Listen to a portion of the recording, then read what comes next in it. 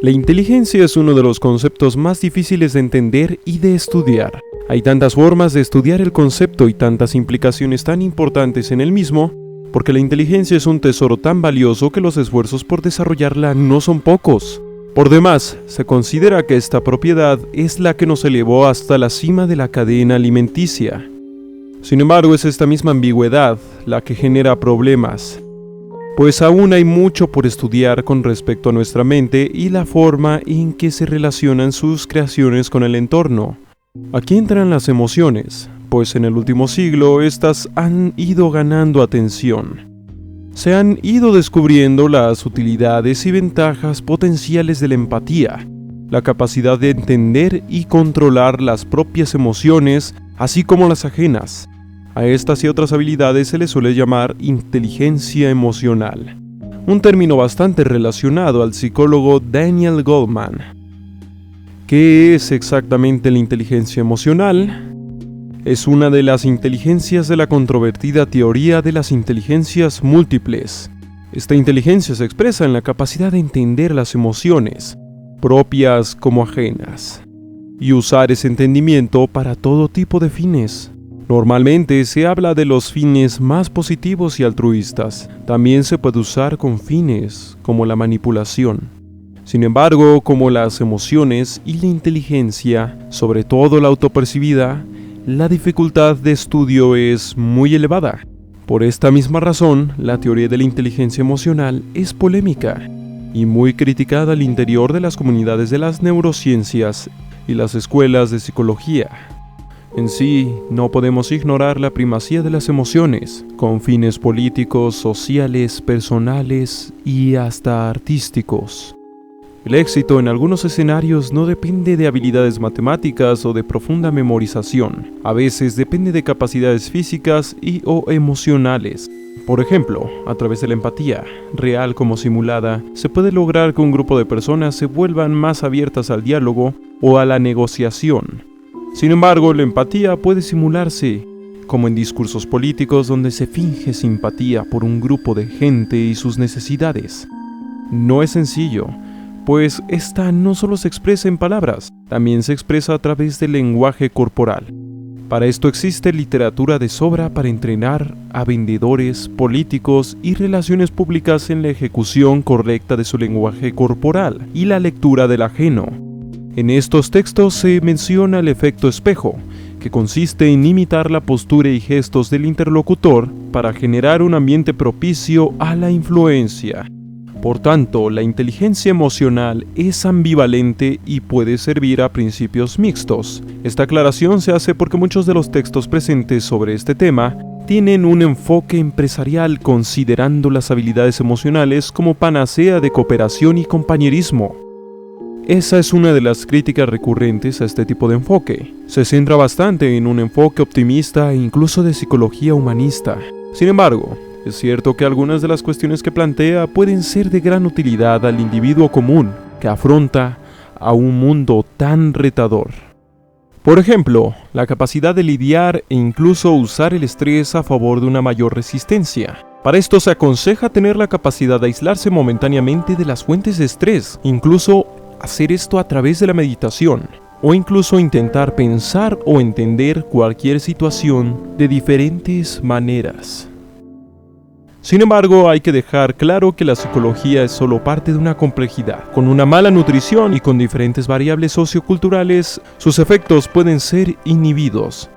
Así es, por más conocimiento propio y autocontrol que se posea, nuestro entorno y nuestra condición de salud siguen teniendo un peso imperante. Ya en el camino social, la capacidad de entender las emociones de otros se puede usar para ayudarles a ser más proactivos, pero también para hacerles más influenciables. No solo a través del miedo y de la intimidación, sino también gracias a la alegría y esperanza.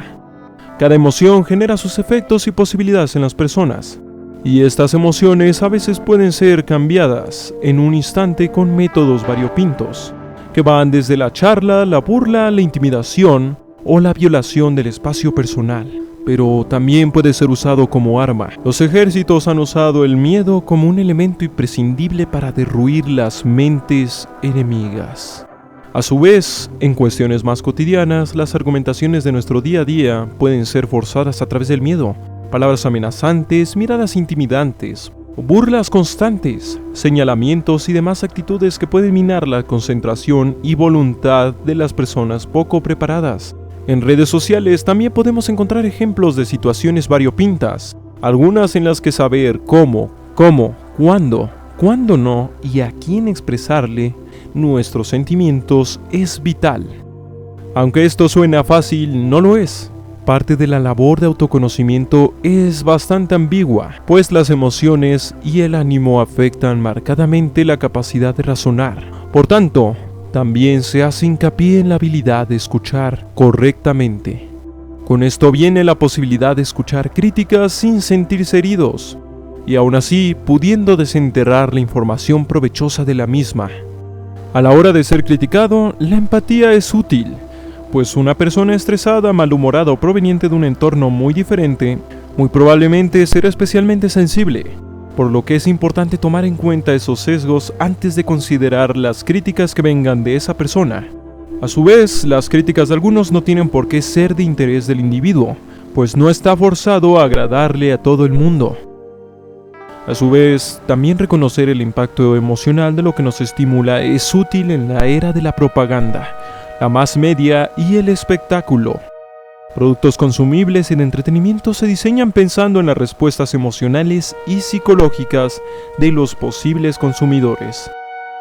Tenemos a Coca-Cola y su filia a la alegría, las telenovelas y su edulcorada visión del amor, y hasta reality shows donde por todo medio posible intentan convertir cada momento en un torrente de emociones y glamour desechable.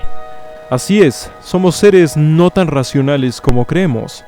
Nuestras emociones siguen siendo una entrada a nuestros comportamientos más viscerales.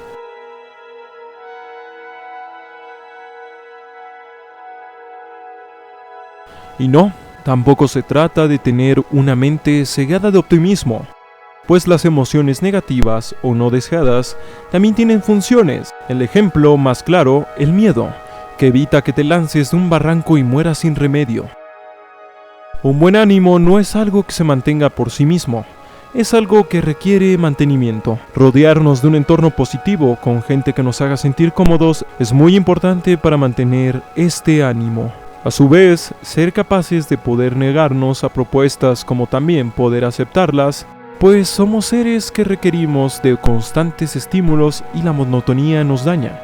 Todas estas cosas requieren de que estemos atentos de nuestro sentir y de cuándo lo bloqueamos. Por tanto, el autoanálisis es imperante. También hay que considerar en nuestro análisis nuestro pasado. Es imperante conseguir información de nuestro pasado, basándonos en documentos como fotografías, diarios y demás. Esto debido a que la memoria es bastante maleable, aunque para eso se requiere más que reflexión, pues los primeros 5 años de vida forjan mucho de los individuos, fechas en que se pueden desarrollar graves problemas. Aún con esto, se sabe que el cerebro posee una capacidad plástica para seguir cambiando y adaptándose de forma importante a lo largo de la vida. Así que la oportunidad de cambiar o mejorar todo tipo de situaciones es bastante posible, en tanto haya constancia. Pero como ya se mencionó, el mundo sigue siendo imperioso y no somos invencibles ante él. Por lo que tener un ambiente propicio al descanso y con personas en las que poder confiar puede ser la diferencia entre sobrevivir o perder la salud ante el mundo. Así como sabes que es necesario cuidar tu salud física a través de hábitos y ejercicios, también hay que cuidar de la mente al darle descanso, alimento, reto y ocio. Sin embargo, si experimentas un problema grave con tu mente, no te avergüences y pide ayuda profesional. Aún así, es importante que el individuo no niegue su condición emocional. Hacerlo sería dejar ciega una importante parte del propio entendimiento que puede ser usada para manipular al sujeto.